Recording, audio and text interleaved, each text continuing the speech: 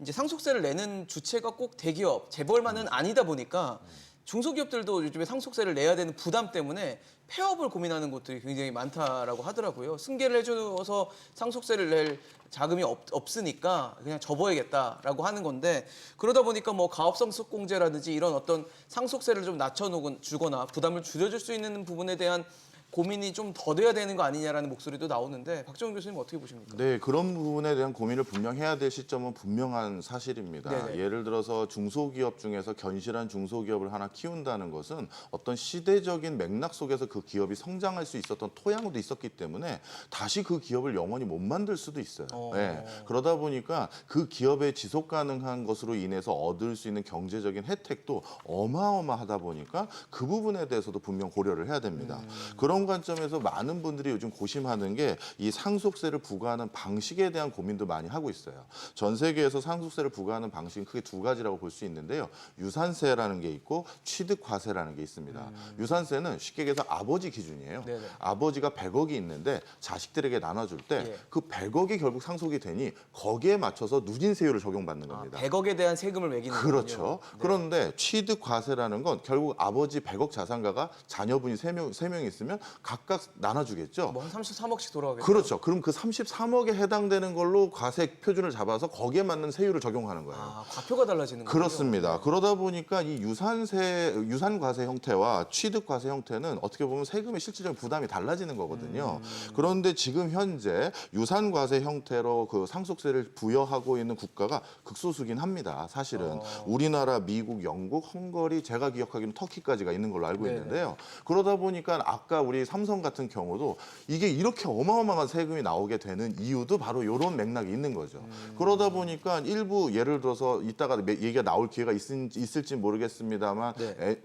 뭐 넥슨 같은 경우도 네. 넥슨 같은 경우도 결국 기업의 연속성이 일부 훼손돼 버렸어요. 정부가 지금 이때 주주가 지금 돼버렸죠. 기재부가 이대주주가 돼버렸습니다. 그렇죠. 이거는 기업의 지속적인 발전, 우리나라의 대표적인 게임의 앵커 기업 중에 하나인 회사가 이대주주가 기재부인 게 과연 이 게임 산업의 발전에 뭔 도움이 될 것인가에 대한 분명한 고민은 있는 거예요. 그러다 보니까 합법적인 과세를 할 수 있게끔 만들어주는 것도 분명히 필요한데 또 한 가지는 워낙 우리나라에서 이제 조세 대응력이 높다 보니까 예. 아까 우리 김 교수님께서 좋은 얘기 해주셨습니다만 이게 일부 대기업의 얘기가 아니라 모든 사람들의 얘기로 지금 환원되고 있거든요.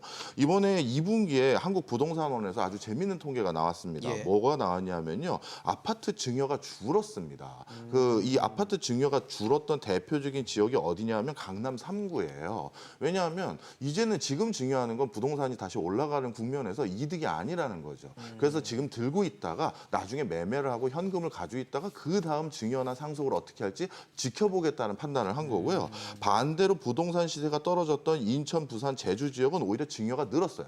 이렇게 증여할 타이밍에 그 부동산 과표 기준이 되는 과세 기준이 되는 금액이 낮아지니까 차라리 지금 증여를 하는 게 낫겠다라고 적극적인 대응을 하게 되는 것이죠.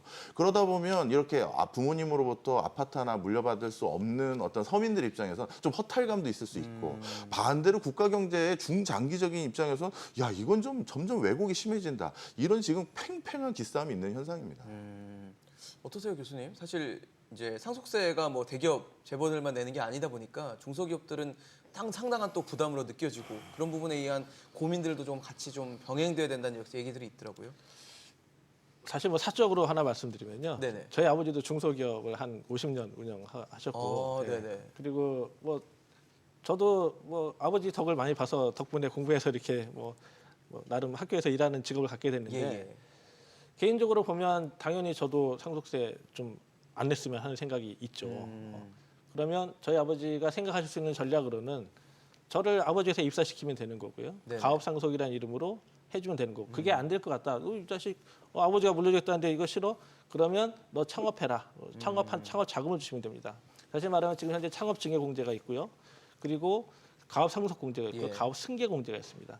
그런데 제가 굳이 이 말씀을 드렸던 이유는 뭐냐면 박정희 교수님 말씀하신 것처럼 이렇게 중소 중견기업까지 자산 가치가 커지면서 상속세 과세 범위에 포섭되기 시작하니까 여러 가지 전략들이 나오기 시작하는 거죠. 어떻게 하면 상속세를 절감할 수 있는가? 대응 전략이죠. 그렇죠. 네. 법이 허용한 범위 내에서 그걸 선택하는 건 저는 뭐 가능한 일이라고 생각합니다. 그렇지만 지금 현재 정부가 가져가는 포지션을 보면 저는 비판을 안 할 수가 없는데요.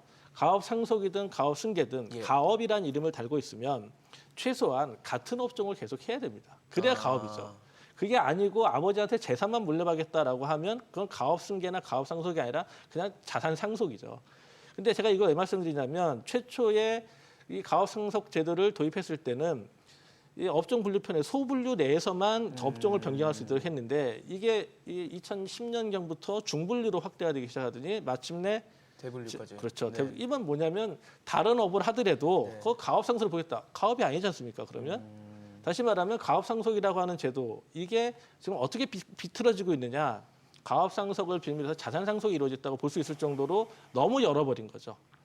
가업 상속 승계 저도 충분히 필요하다고 봅니다. 예. 그렇지만 중요한 것은 정말 100년 기업을 육성하고자 한다면 그러면 그 업에서 계속 집중해서 일할 수 있도록 해야 되고 전문가들을 종업원을 계속 키워낼 수 있는 구조를 만들어줘야 되는데 그게 아니라 잘 안 되네 업종 바꿔 그러면 자산을 상속받은 것이지 가업을 상속받은 게 아니란 얘기가 됩니다. 그렇기 때문에 기왕에 이런 제도가 필요한 것이고 100년 기업 충분히 있어야 된다고 생각하지만 그럼에도 불구하고 이런 문제가 발생하지 않도록 정부가 포지션을 잘 잡아야 되는데 이걸 계속 열어주고 있다는 게 문제라고 저는 비판을 안 할 수가 없고요. 네. 그렇기 때문에 이게 우리가 생각하는 법 규정대로 그리고 우리가 가지고 있는 일종의 사회적 합의대로 이런 가업상속이나 승계가 이루어진다면 저는 얼마든지 찬성합니다. 다만 이게 남용될 수 있다는 소지에 대해서는 변질되지 않도록 해야 된다. 정부가 충분히 방지할 수 있는 정책을 만들어줘야 된다. 이 말씀을 좀 드리고 싶습니다.